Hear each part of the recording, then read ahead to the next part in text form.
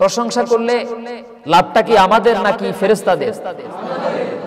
লাভটা কি অন্য কোন সৃষ্টির, নাকি আমরা যারা প্রশংসা করব আমাদের লাভ হবে? আল্লাহর নবীজি বলেছেন, সর্বপ্রথম যারা জান্নাতের মধ্যে প্রবেশ করবে তারা হলো ওই শ্রেণীর ব্যক্তি কোরআনে যাদেরকে আল্লাহ পাক হামিদুন বলেছেন, মানে প্রশংসা আদায়কারী।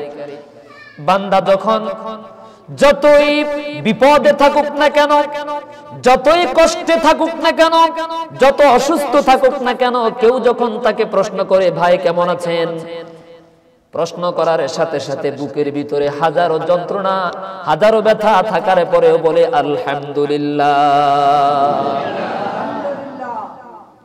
আবার যতই ভালোই থাকুক না কেন, কেউ যদি তাকে প্রশ্ন করে তখনও সে বলে আলহামদুলিল্লাহ।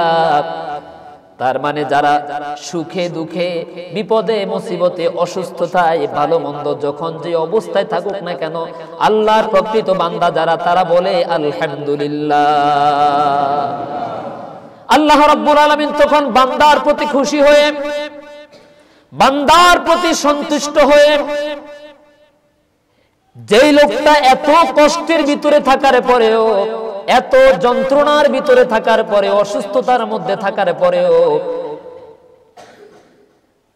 যখন তারে কেউ প্রশ্ন করে তখন সে আল্লাহ রাব্বুল আলামিনের প্রশংসা করে, যার কারণে আল্লাহ রাব্বুল আলামিন এই বান্দাকে মুহূর্তের মধ্যে ওই অসুস্থতাকে পরিবর্তন করে দিয়া, ওই বিপদ মুসিবতকে পরিবর্তন করে দিয়ে, বিপদ মুসিবত থেকে, অসুস্থতা থেকে আল্লাহ রাব্বুল আলামিন তার ভালো অবস্থায় এমন ভাবে তার উপনীত করে দেন, অর্থাৎ তার বিপদ মুসিবতটাকে আল্লাহ রহমতে পরিণত করে দেন। আপনি ছিলেন অসুস্থ, আপনি বলেছেন কি আলহামদুলিল্লাহ, কি বলেছেন? আপনি যে অসুস্থ আছেন এটা কি আল্লাহ জানেন না?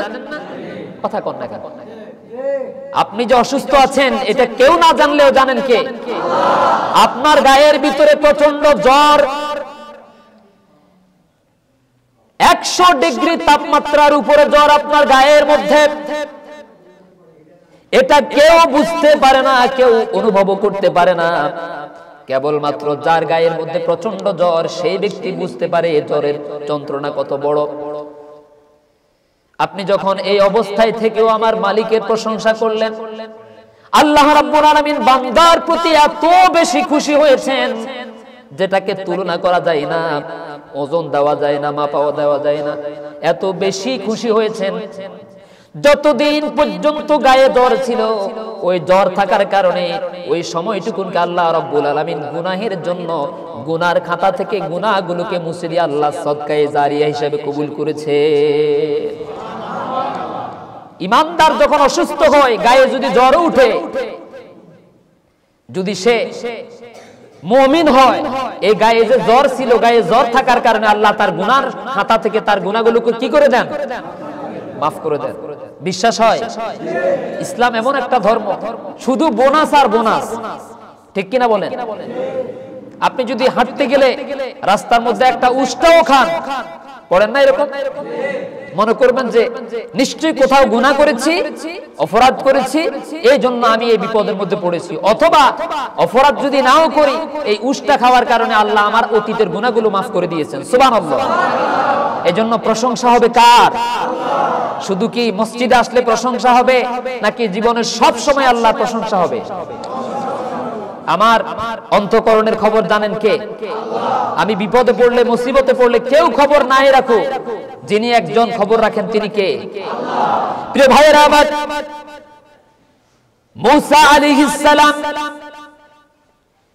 তার সঙ্গী সাথী ঈমানদার উম্মতদেরকে নিয়ে দ্বীনি মজলিসে কথাবার্তা বলছেন, উম্মতদেরকে দ্বীনের কোন বিষয়ে তালিম দিচ্ছেন। এমন সময় মূসা আলাইহিস সালামের একজন ঈমানদার বান্দা উম্মত দাঁড়িয়ে গিয়ে মূসা আলাইহিস সালামকে প্রশ্ন করলেন, ওগো আল্লাহর পয়গম্বর মূসা, বর্তমান জমানায়, বর্তমান পৃথিবীতে আপনার চাইতে অধিক জ্ঞানী, অধিক জ্ঞানের অধিকারী, আপনার চাইতেও বেশি জানে এমন কোন মানুষ পৃথিবীতে আছে নাকি? বুঝা যায় কথা? প্রশ্ন করলেন মুসা আলাইহিস সালামকে, বর্তমান প্রেক্ষাপটে, বর্তমান জমানায় আপনার চাইতে অধিক জ্ঞানী, আপনার চাইতে বেশি জানে এমন কোন মানুষ আকাশের নিচে জমিনে আছে নাকি? মুসা আলাইহিস সালাম বললেন, যেহেতু আমি রাসূল, সর্বপ্রথম জবাবটা দিলেন আকাশের নিচে জমিনের উপরে বর্তমানে আমার চাইতে অধিক জ্ঞানী আর কেউ নাই। সুবহানাল্লাহ। একদিকে আল্লাহ তাআলা এই বিষয়ে একটু অসন্তুষ্ট হয়েছেন, সুবহানাল্লাহ বলেন। কিন্তু মুসা আলাইহিস সালাম বলেছেন আমি জ্ঞানী, আমার চাইতে বর্তমানে অধিক জ্ঞানী আর একজনও। এই কথাটা কি সত্য না? অবশ্যই সত্য। যেই যুগে যিনি নবী ছিলেন, যেই যুগে যিনি রাসূল ছিলেন, সেই যুগে তিনি ছিলেন সবথেকে বেশি জ্ঞানী, ঠিক কি না? আল্লাহর পরে মানুষের মধ্যে সবথেকে সম্মানিত, সবথেকে জ্ঞানী, সবথেকে সৌন্দর্য, ভাষার দিক থেকে, জ্ঞানের দিক থেকে, শারীরিক গঠনের দিক থেকে, যেই দিক থেকে আপনি মূল্যায়ন করবেন, ওই যুগে ওই নবী, ওই রাসূলটা ছিল সবথেকে অপ্রতিদ্বন্দ্বী। সুবহানাল্লাহ। আমি কি বুঝাতে পেরেছি? তো মুসা আলাইহিস সালামের এই কথাটা তো ঠিকই আছে, যেহেতু আল্লাহ আমাকে রাসূল করে পাঠিয়েছেন, আমার চাইতে অধিক জ্ঞানী পৃথিবীতে আর একজন হতে পারে না। কথা তো ঠিকই নাকি? কিন্তু আল্লাহ রাব্বুল আলামিন মুহূর্তের জন্য কথাটাকে পছন্দ করলেন না। না করার পিছনে একটা হিকমত রয়েছে, কারণ রয়েছে, সেটা হলো এই, আল্লাহ পাক রব্বুল আলামিন বললেন, মুসা রে, তুমি বলেছো বর্তমান বিশ্বে তোমার চাইতে অধিক জ্ঞানী, তোমার চাইতে অধিক ইলমওয়ালা আর একজন নাই। মুসা আলাইহিস সালাম যখন পথ চলতে লাগলেন, আর আল্লাহ যখন তাকে একটা জায়গার ঠিকানা দিয়ে দিলেন, সেখানে যাওয়ার পর আল্লাহ তাআলা বললেন, তোমার হাতের লাঠি দিয়ে সামনে যে পাথর আছে এই পাথরের উপরে আঘাত করো। মুসা আলাইহিস সালাম, কুরআনুল কারীম আল্লাহ রাব্বুল আলামিন সুন্দরভাবে উপস্থাপন করেছেন, হাতের লাঠি দিয়ে সামনের ওই বিশাল পাথরের খণ্ডের উপর আঘাত করলেন। সেখান থেকে পাথরের খণ্ড বিখণ্ড হয়ে সেখান থেকে আরেকটা পাথরের টুকরা বের হয়ে এলো।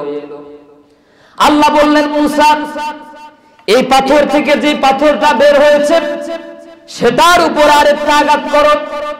মুসা আলাইহিস সালাম তাই করলেন। আঘাত করার সঙ্গে সঙ্গে আরেকটা পাথর টুকরা বেরিয়ে এলো।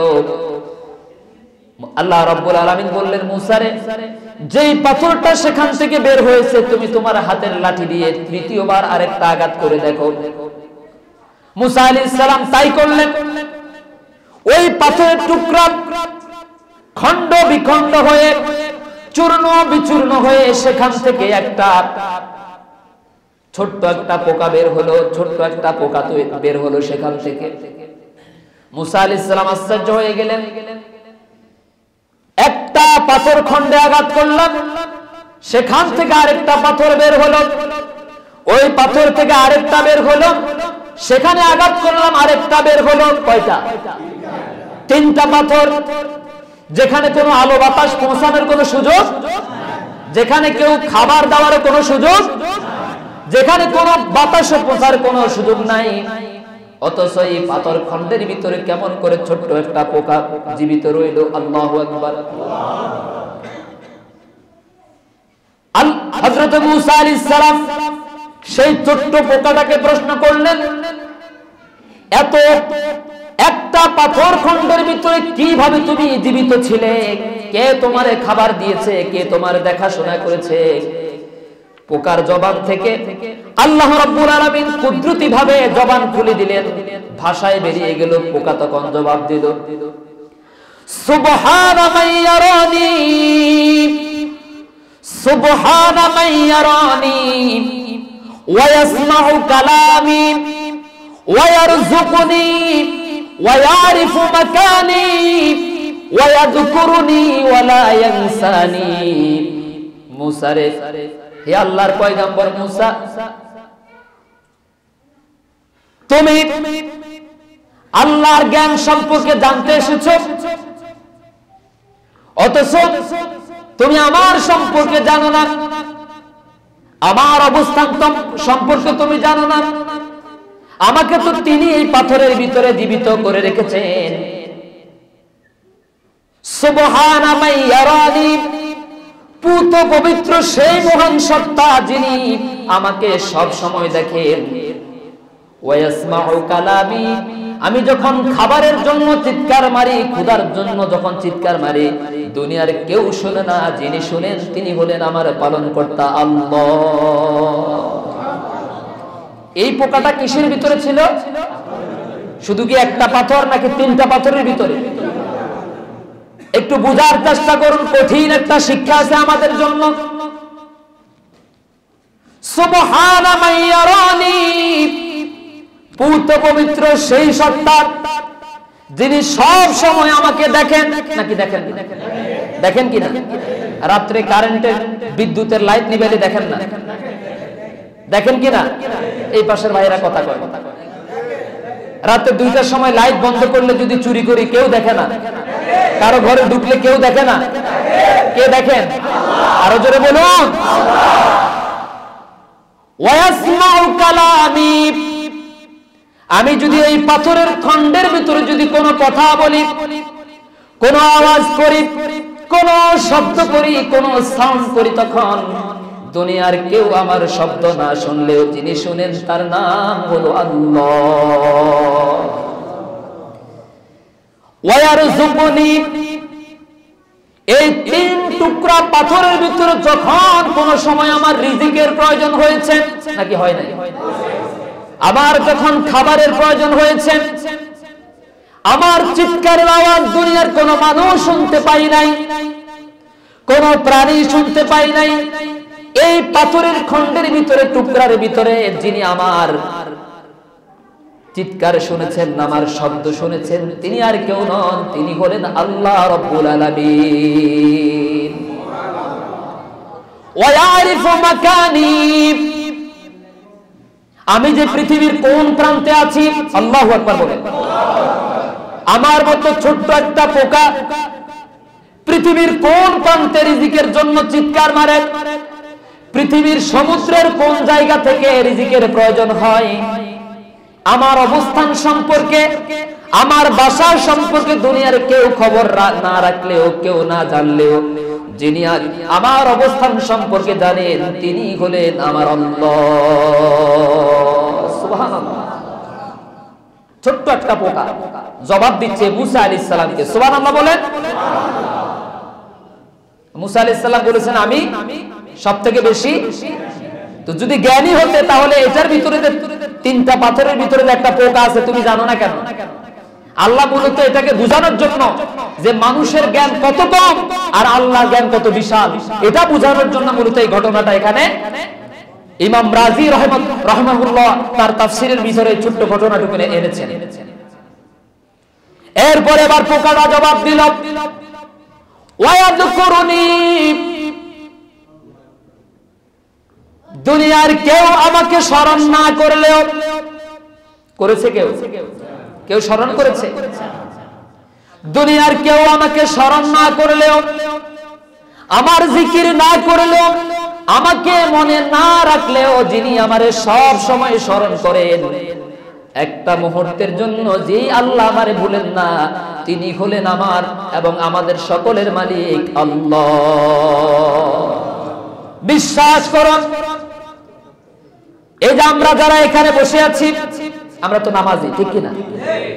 এমন কি যারা বেনামাজি, যারা কাফের, মুশরিক, নাস্তিক, বেঈমান, বেদিন, ফাসিক, ফুজ্জার, ঈমানদারকে আল্লাহ তো স্মরণ করেনি, কিন্তু যারা আল্লাহকে স্মরণ করে না, যারা আল্লাহর সাথে বিভিন্ন খোদায় বিশ্বাসী, আল্লাহরে যারা মানে না, আল্লাহর যারা স্বীকার করে না, আল্লাহ রাব্বুল আলামিন বলেন ওই মানুষগুলো যারা আমাকে বিশ্বাস করে না, আমার সাথে যারা কুফরি করে, নাফরমানি করে, আমি আল্লাহ একদিনের জন্য নয়, 1 ঘন্টার জন্য নয়, 1 মিনিটের জন্য নয়, 1 সেকেন্ডের জন্য নয়, বরং একটা মুহূর্তের জন্য আমি আল্লাহ রাব্বুল আলামিন আমার ওই বান্দাকেও ভুলি নাই।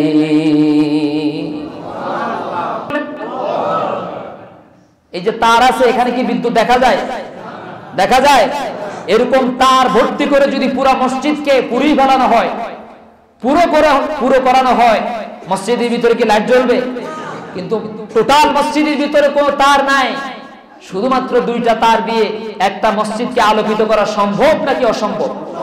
সুবহানাল্লাহি ওয়া বিহামদিহি। তাহলে সব থেকে যিনি বেশি জ্ঞানী তিনি কে?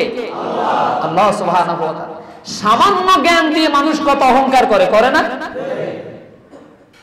সাধারণ শিক্ষায় শিক্ষিতদের কথা বাদে দিলাম, আমাদের মধ্যে যারা আছে আলেম ওলামা বলেন, মেধা একটু ভালো, বক্তা হিসাবে দেশে সুনাম আছে, আলেম হিসাবে প্রসিদ্ধ, মাথায় যখন পাগড়ি লাগায়, মাথা পায়ের টাকনু পর্যন্ত যখন জুব্বা পরি, আর তখন সাধারণ মানুষকে মানুষের মতো মনে হয় না। এমনকি আরেক আলেম তাকে সালাম দিলে সালাম পর্যন্ত, সালামের জবাব দিতে পর্যন্ত চায় না, ঠিক কিনা বলেন? নিজে সালাম দেওয়া তো দূরের কথা, কেউ যদি তাকে সালাম দেয় সেই সালামের জবাবও দিতে চায় না। এরকম আছে না? জ্ঞানের ঠেলায়। আপনারা বলুন তো, আকাশের নিচে জমিনের উপরে মানব সৃষ্টির আগে সব থেকে যিনি জ্ঞানী ছিলেন তিনি কে? আজাজিল, ইবলিস, শয়তান। কে ছিলেন? বুঝেন না? আল্লাহ যারে এমন একটা উপাধি দিয়েছেন, মুআল্লিমুল মালাইকা, ফেরেশতাদের উস্তাদ। সুবহানাল্লাহ বলেন। কত বড় জ্ঞান, কত বড় বিজ্ঞান আল্লাহ তাআলা তাকে শিক্ষা দিলে প্রমোশন হতে হতে হতে শেষ পর্যন্ত সমস্ত ফেরেশতাদের উস্তাদ হিসাবে, শিক্ষক হিসাবে আল্লাহ তাআলা তাকে লকব দিয়েছেন, উপাধি দিয়েছেন। সুবহানাল্লাহ বলেন। আর সেই জ্ঞানের সমাপ্তি হয়েছে কখন? সমাপ্তি হয়েছে তখন যখন সামান্য পরিমাণ অহংকার করেছে, ঠিক কিনা বলেন? আপনি কত বড় জ্ঞানী? আপনার চাইতে বড় জ্ঞানী ছিল ইবলিস। আর শয়তান হওয়ার কারণ হলো লক্ষ লক্ষ বছর পর্যন্ত আল্লাহর গোলামি করার পর, এখানেও কিন্তু একটা শিক্ষার বিষয় আছে বুদ্ধিমানদের জন্য। লক্ষ লক্ষ বছর গোলামি করার পরে আল্লাহর সেজদা দেওয়ার পরে অহংকার করেছে কয়দিন? সবাই কথা বলেন না। অহংকার করেছে তাও সামান্য। আল্লাহ বললেন আমার আদমকে সেজদা দাও, সে বলল আনা খায়রুম মিনহু খলাকতানি মিন নার ওয়া খলাকতাহু মিন তিন। শয়তান একটা যুক্তি দিল, অহংকার দাঁড় করালো যে আমি তাকে সেজদা দিতে পারবো না, কারণ আমি তার থেকে উত্তম। আমি হলাম আগুনের তৈরি, সে হলো মাটির তৈরি। আগুনের গতি হলো উপরের দিকে, মাটির গতি হলো। সুতরাং সে একটা আর্গুমেন্ট জারি করলো, একটা যুক্তি উপস্থাপন করলো কার সামনে? আচ্ছা, আল্লাহর সামনে কি যুক্তি চলে? আপনি যদি বলেন যে হুজুর আসরের নামাজ পড়েছি, ফরজ 4 রাকাত নামাজ পড়েছি, এখন আপনারা বলতেছেন মাগরিবের নামাজ 3 রাকাত, এটা কি হইল? সুতরাং আমি এটা মানবো না। তাহলে কি আপনার এই যুক্তিটা ঠিক নাকি ব্যাঠিক? কারণ এখানে আল্লাহর কোন বিধানের সামনে যুক্তি চলে না। আমি কি বুঝাতে পেরেছি? এখন শয়তান বলল, এখনো শয়তান হয় নাই, এখনো ফেরেশতাদের সর্দার। এখন সবাই সেজদা করলো, সে করলো না। সে একটা অহংকারী ভাব নিয়ে বলল আগুনের গতি হলো ঊর্ধ্বমুখী আর মাটির গতি হলো নিম্নমুখী। সুতরাং ঊর্ধ্বগতি সম্পন্ন কোন বস্তু, কোন জিনিস নিম্ন গতিশীল সম্পন্ন কোন জিনিসকে নত, কোন জিনিসের সামনে নত হতে পারে না। আল্লাহ তাআলা বললেন ইন্নাকা রাজিম, তুমি আমার আইনের সামনে, আমার কথার সামনে যুক্তি উপস্থাপন করেছো, তুমি মরদুদ হয়ে যাও, শয়তান হয়ে যাও। জোরে কর নাউজুবিল্লাহ। তাহলে জ্ঞানের অহংকার আমাদের ভিতরে আছে না নাই? আছে না নাই? আর ওই জ্ঞানের উপরে তখনই গজব পড়ে যাবে যখন সে অহংকার করবে বিন্দু থেকে বিন্দু পরিমাণ। আমাদের সমাজে তো অনেক সময় অনেক জায়গায় গেলে দেখি কয় যে ক্লাস 1 থেকে কামিল মাস্টার্স পর্যন্ত, এমনকি বিশ্ববিদ্যালয়ের সবথেকে মেধাবী ছাত্র ইংলিশ মিডিয়ামে অধ্যয়ন করেছে, তার সার্টিফিকেটের কোথাও সেকেন্ড ক্লাস নাই। এই ছেলেটা আজকে রাস্তায় রাস্তায় পাগল হয়ে হাঁটে। আছে না এরকম? আছে কিনা বলেন? আল্লাহ চাইলে কি না করতে পারে। সুতরাং জ্ঞানের অহংকার, সম্পদের অহংকার।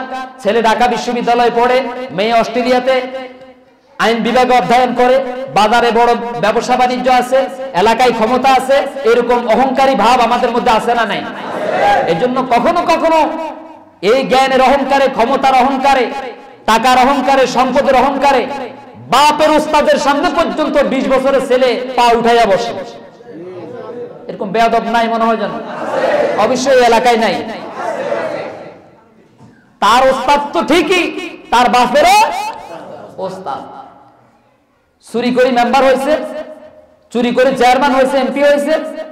স্কুলে যখন প্রধান অতিথি হিসেবে দাওয়াত দিয়েছে, হেড স্যারের সামনে পায়ের উপরে পা তুলে, স্যার বসে আছে, স্যার দাঁড়িয়ে আছে, সে চেয়ারের উপরে পা তুলে বসে আছে। ঠিক কিনা বলে? আছে না এরকম? আছে কিনা বলে? এই দায়িত্ব, এই পদের উপরে আল্লাহ যে কোনো মুহূর্তে গজব দিয়ে ধ্বংস করতে পারেন নাকি পারেন না?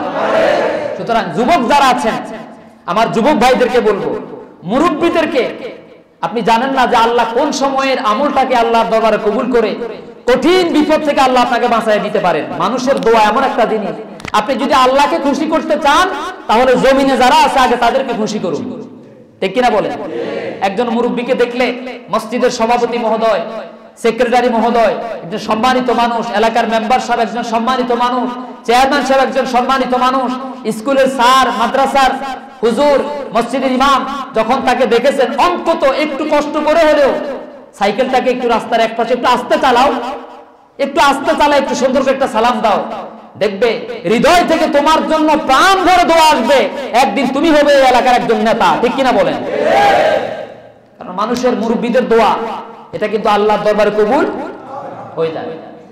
তো বলছিলাম, জ্ঞানের অহংকার করা, তুমি কেন অহংকার করবে? কারণ তোমার কাছে তো কোনো জ্ঞানই নাই, যেটা আছে এটাকে ধরাই।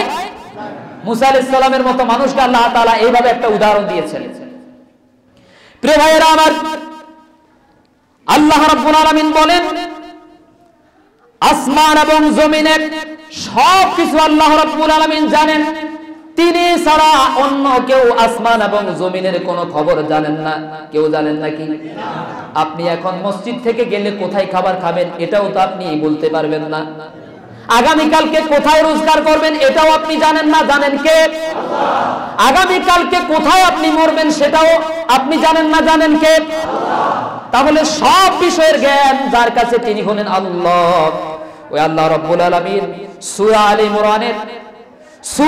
ইমরানের 29 নম্বর আয়াতে কারিমার মধ্যে বলেন, উল ইন তুকফু মা ফি সুদুরিকুম আও তুবদুহু ইয়ালামুহুল্লাহ। হে নবী, আপনি বলেন, তোমাদের অন্তরে যা কিছু তোমরা গোপন রেখেছো, আছে না অনেকের গোপন অনেক কিছু, আপনারা পাশাপাশি বসে আছেন, একজনে কি একজনের মনের খবর জানেন? একজনের পকেটে কত টাকা আছে আরেকজন কি জানে? আজকের মসজিদে কে কত টাকা দান করবে কেউ জানে? যিনি জানেন তিনি কে? আল্লাহ। এটা কি আল্লাহ দেওয়ার পরে জেনেছেন নাকি দেওয়ার আগেও জেনেছেন?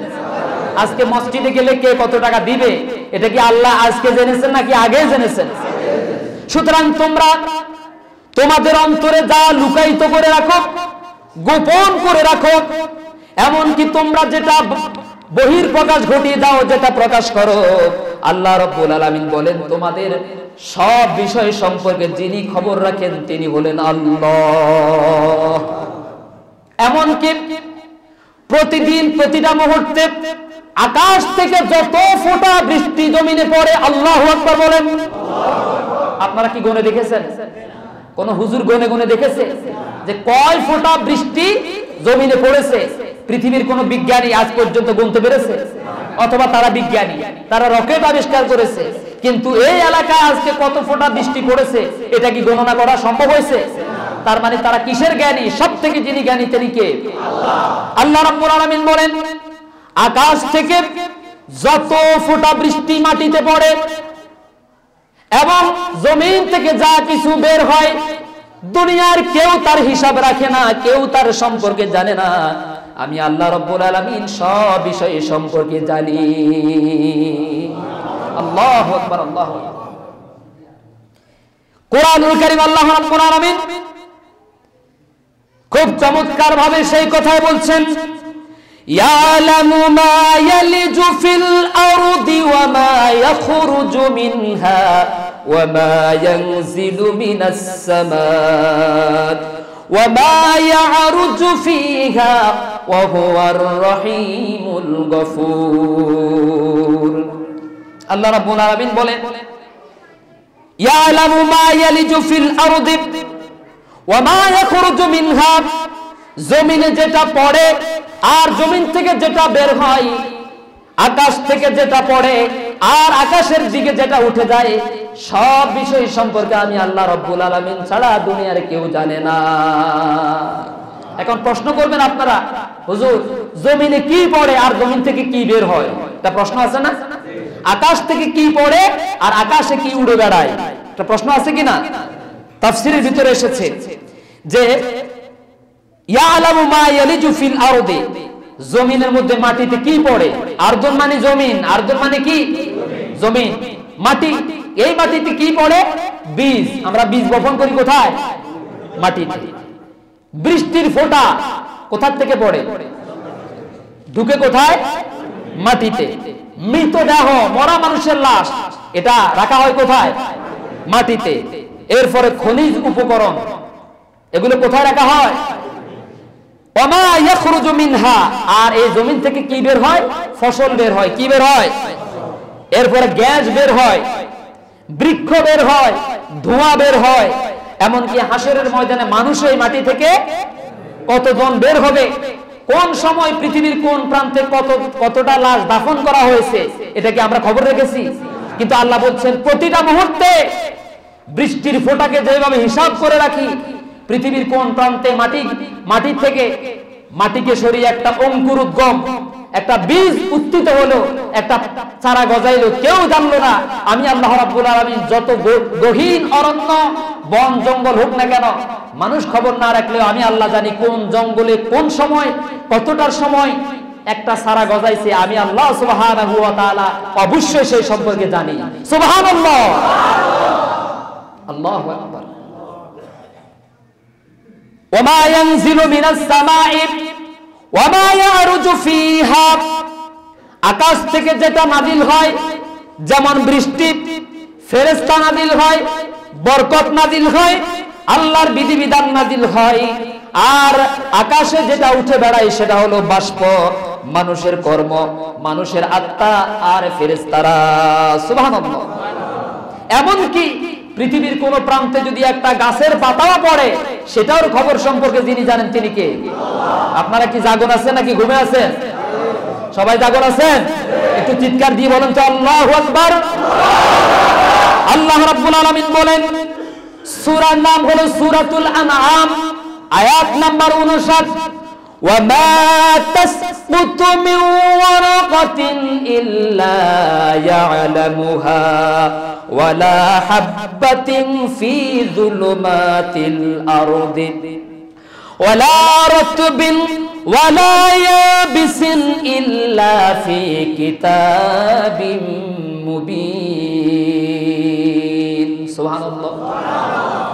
আল্লাহর জানতে পৃথিবীর কোন জঙ্গলে, কোন পাহাড়ে, পর্বতে, মনোযোগ আছে, কোন বাগানে, রাস্তার আশেপাশে কোথাও আল্লাহ রাব্বুল আলামিনের অজান্তে গাছের একটা পাতাও মাটিতে পড়ে না। সুবহানাল্লাহ। এমনকি মাটির অন্ধকারে এমন কোন শস্য কণা হোক সেটা রসযুক্ত, হোক সেটা শুষ্ক, সেটা যদি সেটার ভিতরে যদি ওই ফলের ভিতরে যদি রস আসে, আল্লাহ বলেন ফলের ভিতরে রস তৈরি হওয়ার আগেও আমি আল্লাহ জানি, আর শুকাইয়া যাওয়ার আগেও আমি আল্লাহ রাব্বুল আলামিন জানি।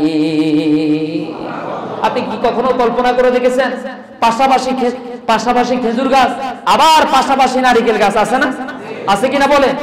এই যে বিশাল 100 হাত লম্বা, 120 হাত লম্বা নারিকেল গাছ তার দাঁড়িয়ে রইল, কোন বিজ্ঞানী, কোন মহাজ্ঞানী এই 150 হাত উপরে প্রায় 50 থেকে 100টা 60-70টা ডাব নারিকেল, একদিকে ডাবও আছে আবার আরেকদিকে শুকনাও।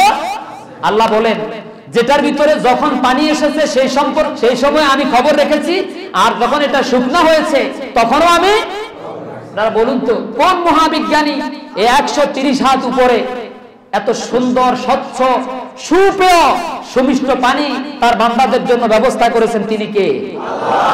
আর ওই নারিকেল গাছের 1 হাত নিচে যদি আপনি কোবাইতে চলে যান, মাটি খুঁড়েন, 100 হাত নিচেও যদি চলে যান, 1 ফোঁটা পানি ওইরকম কি পাওয়া যাবে যেরকম 100 হাত উপরে আছে? আল্লাহু আকবার বলেন। প্রিয় ভাইয়েরা আমার,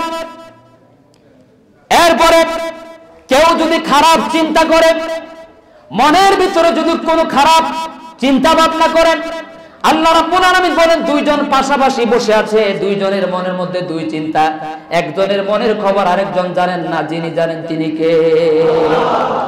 কোরআন বলে চমৎকার করে বলছেন, সূরার নাম হলো সূরা কাফ, আয়াত নাম্বার 16, ওয়ালাকাদ খালাকনাল ইনসানা সানা ওয়া না'লামু মা তুওয়াসবিসু বিহি নাফসুহু ওয়া নাহনু আকরাবু ইলাইহি মিন হাবলিল ওয়ারিদ।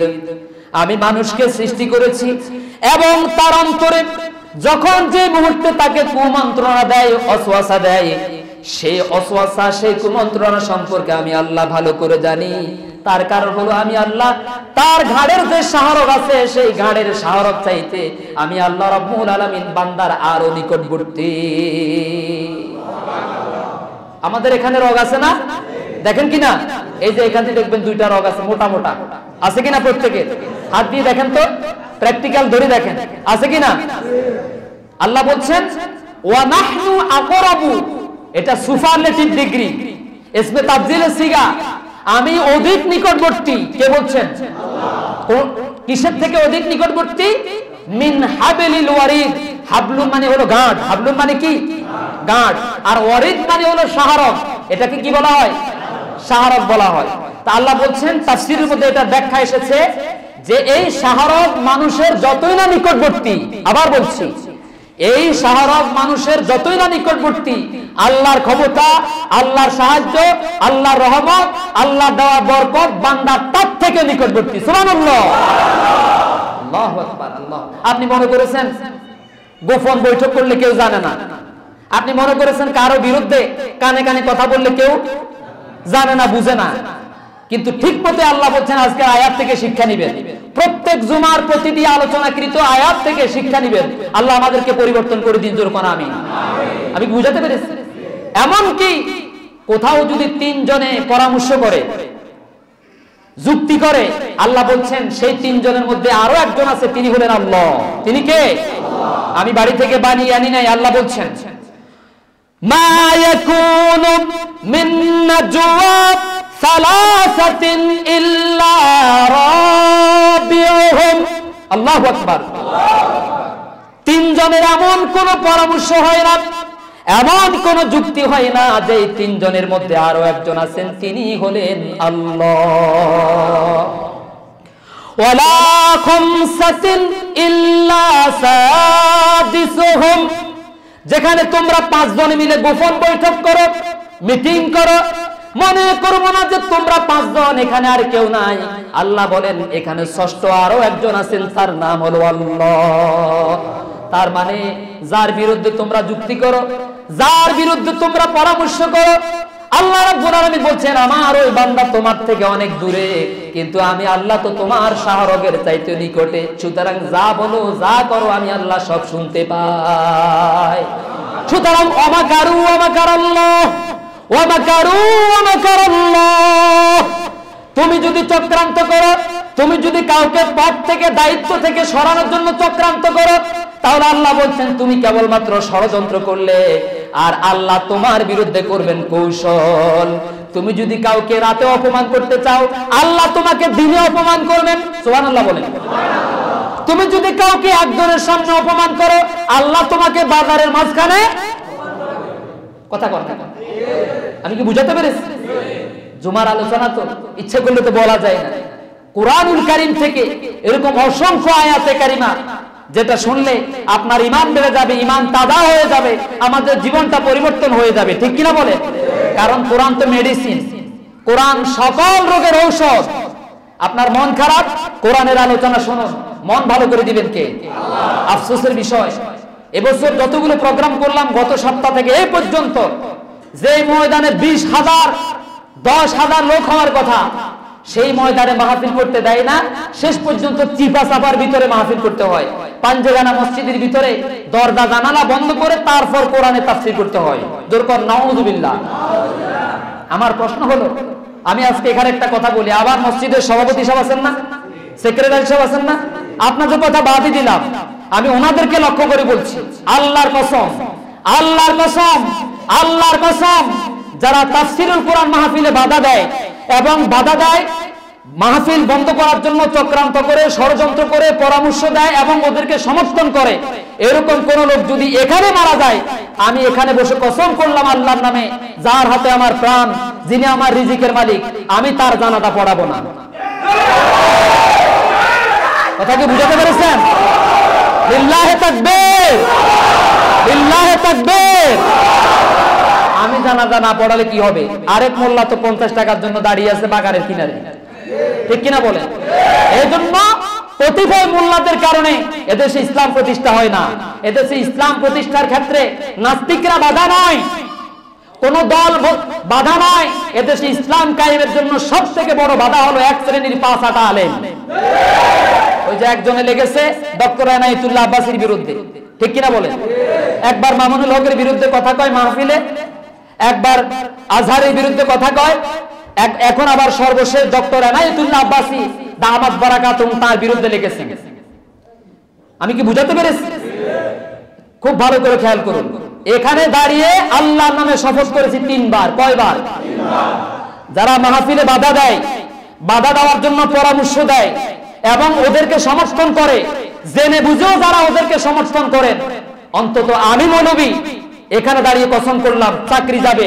সভাপতি সাহেব যদি সভাপতি সাহেব হন, মারা যান, সেক্রেটারি সাহেব যদি মারা যান, এমনকি আমার আব্বাও যদি ওই পক্ষের লোক হন, তাহলে আমি ঘোষণা দিয়েছি আমি আমার আব্বার জানাজা পড়ানো তো দূর কথা, জানাজায় অংশগ্রহণ করব না। কারণ যারা আল্লাহর কোরআনের মাহফিলে বাধা দেয়, মানুষকে মাহফিল শোনা থেকে, কোরআন শোনা থেকে যারা মানুষকে বাধা দেয়, 144 জারি করে অনুমতি না হলে মাহফিল হবে না, এরা হলো নির্ভেজাল মুনাফিক, নির্ভেজাল কাফের, নির্ভেজাল বেঈমান, এরা হলো অবৈধ সন্তান, এরা হলো জারের সন্তান, এরা হলো কুলাঙ্গার, এতে কোনো সন্দেহ না। বলুন এই জমিনটা কার? না পিছনের ভাইয়েরা বলেন নাই এই জমিনটা কার? নাকি আপনাদের এলাকায় যিনি চেয়ারম্যান আছেন ওনার, এমপি সাহেব, লক্ষ্মীপুরের যিনি ডিসি ওনার জমিন, এটা এসপির জমিন? তো কেউ যদি বলে যে আল্লাহর কোরআনের তাফসীর মাহফিল করতে হলে এসপির কাছ থেকে অনুমতি নিতে হবে, আমি আপনাদেরকে প্রশ্ন করি জমিনটা কি এসপির বাবার নাকি আল্লাহর? তাহলে যদি কেউ বলে মাহফিল করার জন্য অনুমতি নিতে হবে, ওইটা একটা বেয়াদব, আর যে অনুমতি দিবে না এটা তো বেয়াদবের বাবা, ঠিক কিনা বলেন? মাহফিল করব কোরআনের মাহফিল, আল্লাহ নিজে বলছেন ইয়া আইয়ুহার রাসূলু বাল্লিগ মা উনজিলা ইলাইকা মির রাব্বিক, হে রাসূল আপনার উপর আমি যা নাযিল করেছি আপনি এটা মানুষের কাছে প্রচার করেন। তাহলে কোরআনের প্রচার করার জন্য পারমিশন তো আল্লাহ ১৫০০ বছর আগে, জমিন যেহেতু আল্লাহর, আল্লাহ বলছেন আমার জমিনে আমার কোরআনের কথা হবে। কোন বেয়াদব এই মাহফিলে বাধা দেবে, অনুমতি দিবে? সে কোন বেয়াদব? বেটা 7 দিনের 2-4 পোশার ক্ষমতা একটু পেয়ে কুষ্টিয়াতে এক এসপি, আপনারা হয়তো ইন্টারনেটে দেখেছেন না? ওই বেয়াদব বলেছে সে নাকি আলেমদের হাত পা ভেঙে দিবে। আমরা আলেমরা কি কলা খাবো তুমি যখন আমাদের হাত পা ভাঙবে? লাঠি দেখেছো? লাঠি দেখেছো? আমাদের আলেমদের হাত এত নরম নয়, আমাদের হাত অনেক উপরে, আরো 7 দিন পর্যন্ত। আমি কি বুঝাতে পেরেছি? আমাদের নাকি হাত ভেঙে দিবে, গুঁড়া করে দিবে, আবার বলছে আমাদেরকে নাকি এদেশে থাকতে দিয়েছি। বুঝছেন কথাটা? আমরা কি ইন্ডিয়া থেকে পাসপোর্ট করে এসেছি? পাকিস্তান থেকে এসেছি? লন্ডন থেকে এসেছি? আমরাও এদেশের নাগরিক, ঠিক কিনা বলেন? কারণ এদেশে আলেমদের অবদান সব থেকে বেশি। আলেমরা জাতিকে সভ্য করে তোলে, কোরআন থেকে কথা বলে মানুষের ঈমানকে বাড়াইয়া দেয়, চোর ডাকাতকে ভালো করে, ঠিক কিনা? আর তোমরা তো রাতের বেলা তাহাজ্জুদ পড়ো, তোমাদের সাথে গাড়িওয়ালারা মুসাফা করে, ঠিক কিনা বলেন? হ্যাঁ, রাতের বেলায় তোমরা রাতে আঙ্গুল ফুলে কলা গাছ হয়ে যাও। আমরা তো তোমাদের মতো অন্তত চোর না, ঠিক কিনা বলেন? এই জন্য বলছি সতর্ক হবেন, জাতি ঐক্যবদ্ধ হবেন। আল্লাহর কোরআনের বিরোধিতা যে করবে ওর জানাজা পড়বেন না। রাজি আছেন সবাই? কারা কারা হাত তুলে আল্লাহর দেখান? লিল্লাহি তাকবীর, লিল্লাহি তাকবীর। আল্লাহ কবুল করুন। ওমা আলাইনা ইল্লাল বালাগ, আলাইহি তাওয়াক্কালতু ওয়া ইলাইহি উনীব। আসসালামু আলাইকুম ওয়া রাহমাতুল্লাহি তাআলা ওয়া বারাকাতুহু। যারা পড়ে এসেছেন সুন্নাত পড়ে নেন।